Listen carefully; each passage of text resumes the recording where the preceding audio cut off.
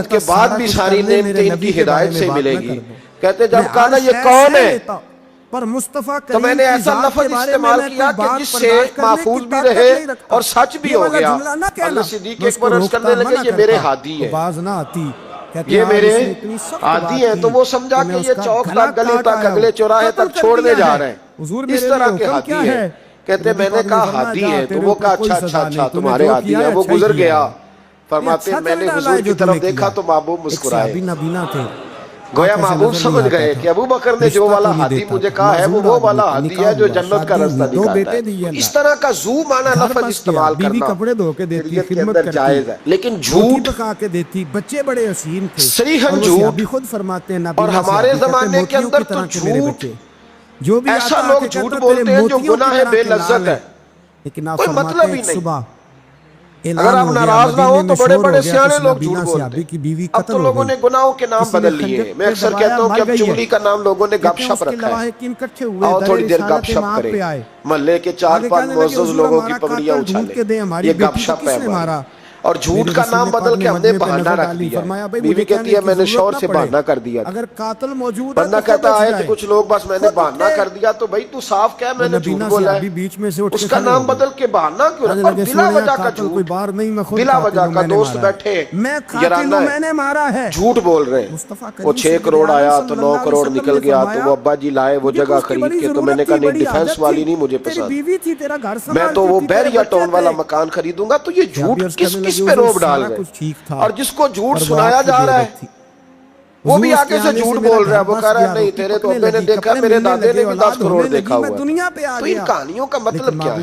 کیوں لوگ ایسا کرتے ہیں بلا وجہ؟ اور پھر کچھ لوگوں کو ہر وقت بولنے کی اجازت ہے. رب تعالیٰ نے فرمایا یا ایھا الذین آمنوا اتقوا اللہ, اے ایمان والو اللہ سے ڈرو. مجھے بیوی نہیں چاہیے, وقولوا قولا سدیدا, اور بات سیدھی کیا کرو, نام کے ترانے ہو, بات سچی کیا کرو, بات صاف ستھری کیا کرو. یا اللہ اس کا فائدہ تیری بارگاہ کرم سے کیا ملے گا؟ فرمایا یصلح لکم اعمالکم, میں تمہارے لیے تمہارے اعمال سوار دوں گا, تمہاری اصلاح ہو جائے, تم سمجھ جاؤ. تمہارے لیے تمہارے اعمال سوار دیے جائیں گے. یہ فائدہ دنیا کا ہے. سچ بولنے والے کو, صحیح بات کرنے والے کے اللہ اعمال سوار دے گا. یہ اس کا دنیا کا فائدہ ہے. اور آخرت میں کیا ملے گا؟ فرمایا وَيَغْفِرْ لَكُمْ ذُنُوبَكُمْ, اللہ تمہارے گناہوں کو معاف فرما دے گا. اللہ تمہارے گناہوں کو معاف کر دے گا. وَمَن يُطِعِ اللَّهَ وَرَسُولَهُ فَقَدْ فَازَ فَوْزًا عَظِيمًا, اور جو اللہ اور اس کے رسول کی فرما برداری کرے تو تحقیق یہ بہت بڑی کامیابی.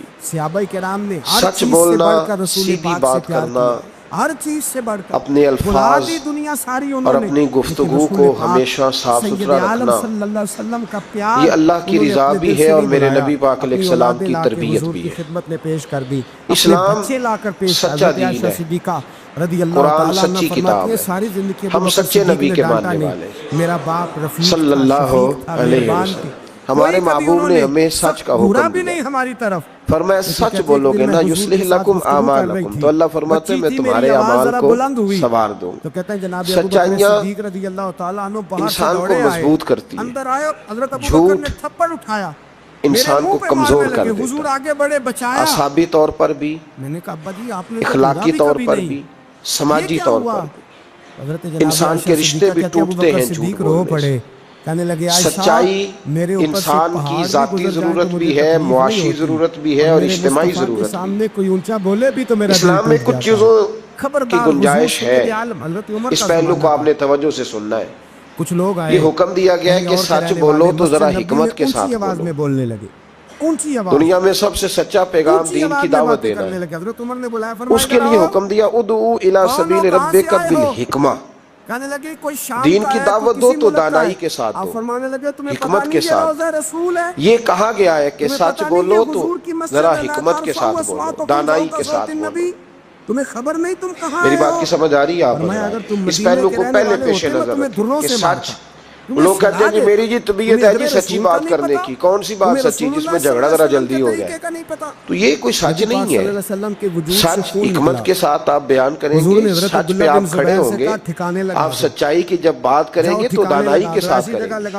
دنیا کا سب سے بڑا سچ ہے لا الہ الا اللہ. میرے نبی پاک صلی اللہ علیہ وسلم نے اس سچ کو صرف کھڑے ہو کے تقریروں میں کہہ کے اور کافروں کو لتاڑ کے اور بلا بلا کہہ کے بیان نہیں فرمایا, بلکہ اس طرح کی حکمت اپنائی ہے کہ نبی پاک نے یہ سچ لوگوں کی روحوں تک اتار دیا ہے. تو سچ آپ بولیں گے پر کس طرح بولیں گے؟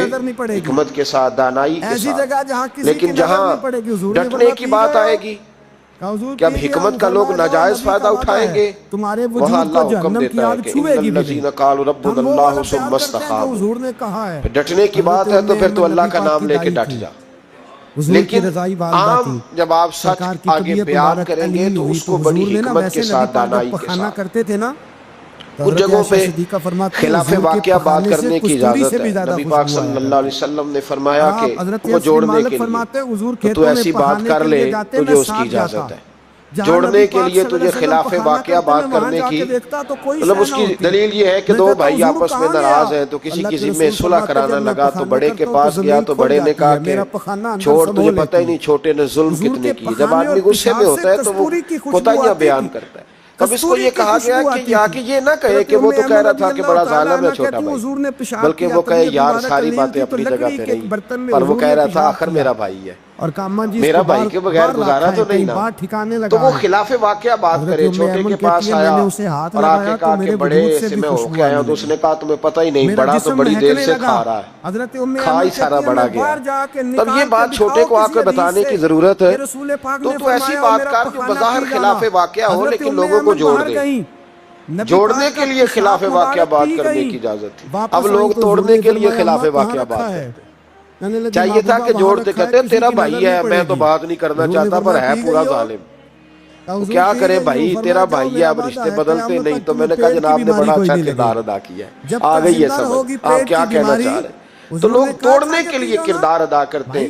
ایک تو یہاں اجازت دی، دوسرا میرے نبی کریم صلی اللہ علیہ وسلم نے فرمایا جنگ کے موقع پر اگر تمہیں خلاف واقعہ بات کرنی پڑے تو اس کی تمہیں جنگی حکمت عملی کے لیے اجازت ہے. تیسرا فرمایا کہ اپنی بیوی کو مطمئن کرنے کے لیے اگر کسی شخص کو خلاف واقعہ بات کرنی پڑے تو اس کی اسے کس بات کی اجازت ہے.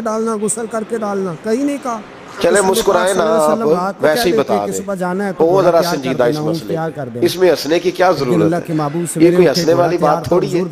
اس میں آپ ویسے ہی بتا دیں. لیکن بیوی سے خلاف واقعہ بات کریں آپ، کبھی اس کو منانے کے لیے کوئی ایسی بات کر دیں، لیکن اگر جھوٹ کا پلندہ اس کے سامنے بھی کھول دیں گے نا اس کا بھی اعتماد ضائع ہو جائے گا. وہ رونے لگے. میاں بیوی کا رشتہ ہی اعتماد پہ قائم ہوتا ہے. جب وہ سمجھ جائے گی نا کہ میرے ساتھ بولتا ہی جھوٹ ہے، سچ بولتا ہی نہیں، تو پھر یہاں بھی معاملہ صحیح نہیں رہے گا. تو یہ دو تین مواقع. ایک چوتھی بات ہے اس پر بھی تھوڑی توجہ کر لیں تاکہ مضمون کو آگے سمجھنے میں آسانی ہو جائے. ایک ہے زو معنی لفظ استعمال کرنا حکمت کے تحت. حکمت کے تحت ایک آدمی کے سامنے کھانا آیا ہے تو وہ کھانا اس کے لیے مضر صحت ہے. بعض لوگ بعض چیزیں کھا کے ان کی طبیعت بگڑ جاتی ہے. اب سامنے والا کہتا ہے جناب کھانا تو کہ الحمدللہ جی الحمدللہ، بے شک بھوک لگی ہوئی ہے، لیکن اب وہ کھانا اگر کھائے گا اس کے لیے تکلیف ہے تو اس کو یہ اجازت ہے کہ وہ سامنے والے کا دل بھی بچا لے اور اپنی صحت بھی. لیکن وہاں بھی ہم لوگ نخرہ دکھاتے ہیں، ہم لوگ نخرہ دکھاتے ہیں، کہتے ہیں جی یہ بلالر میں نہیں کھاتا، یہ جو بڑا گوشت ہے یہ میں نہیں کھاتا. تو آپ صاحب کہیں کہ جناب میرا نخرہ بڑا میرے لیے چھوٹا گوشت پکائے، بات ختم ہو گئی. اب سامنے والے کی گنجائش نہیں تو وہ کیا کرے. تو اس پہ آپ اللہ تعالیٰ روزی دیتا ہے نا روز گھر میں، تو گھر میں اللہ تعالیٰ توفیق دے گا تو جب ہمت ہوگی پکا کے کھا لیں گے. تو دوسرے کا دل بھی بچ جائے گا اور آپ کا جھوٹ بھی. اس کی دلیل نبی کریم صلی اللہ تعالیٰ علیہ وآلہ وسلم کو حضرت صدیق اکبر مکے سے مدینہ لے کے جا رہے تھے تو رستے میں ایک شخص ملا، وہ بڑا دشمن تھا اسلام کا. اس نے نبی پاک صلی اللہ علیہ وسلم کو دیکھا، جناب صدیق اکبر کو دیکھا، لیکن وہ حضور کو نہیں جانتا تھا، حضرت ابو بکر صدیق کو جانتا تھا. اب اس نے پوچھ لیا کہ ابو بکر یہ آپ کے ساتھ کون ہے؟ یہ حضور کا پیار تو جناب صدیق اکبر رضی اللہ تعالیٰ عنہ فرماتے میرے دل میں خیال آیا کہ اگر میں نے حضور کا نام بتایا تو یہ شور بھی کرے گا اور ہو سکتا ہے تکلیف بھی پہنچائے. تو میں نے ایک حکمت کا جملہ استعمال کیا. ہادی کہا کرتے تھے رستہ دکھانے والے کو. تو عرب کے لوگ کسی کو کئی دفعہ ساتھ رکھتے تھے کہ ہمیں رستہ دکھاؤ، اس کو ہادی بنا لیتے تھے. کئی دفعہ بندے کہتے تھے آؤ چوک تک چھوڑ آتے ہیں آپ کو، پھر آپ سیدھا یہ روڈ، اس کو ہادی کہا جاتا تھا. تو حضرت ابو بکر صدیق کہتے ہیں کہ لوگ تو کہتے تھے نا چوک تک چھوڑنے والے کو ہادی، تو میں اپنے نبی کو اس لیے ہادی کہتا تھا کہ یہ جنت تک چھوڑ کے آئیں گے اور جنت کے بعد بھی ساری نعمتیں ان کی ہدایت سے ملے گی. کہتے جب کہا نا یہ کون ہے تو میں نے ایسا لفظ استعمال کیا کہ جس سے محفوظ بھی رہے اور سچ بھی ہو گیا. حضرت صدیق اکبر عرض کرنے لگے یہ میرے ہادی ہے، یہ میرے عادی ہیں. تو وہ سمجھا کہ یہ چوک تک گلی تک اگلے چوراہے تک چھوڑنے جا رہے ہیں، اس طرح کے ہادی ہیں. کہتے میں نے کہا ہادی ہیں تو وہ کہا اچھا اچھا اچھا تمہارے ہادی ہیں. وہ گزر گیا. فرماتے ہیں میں نے حضور کی طرف دیکھا تو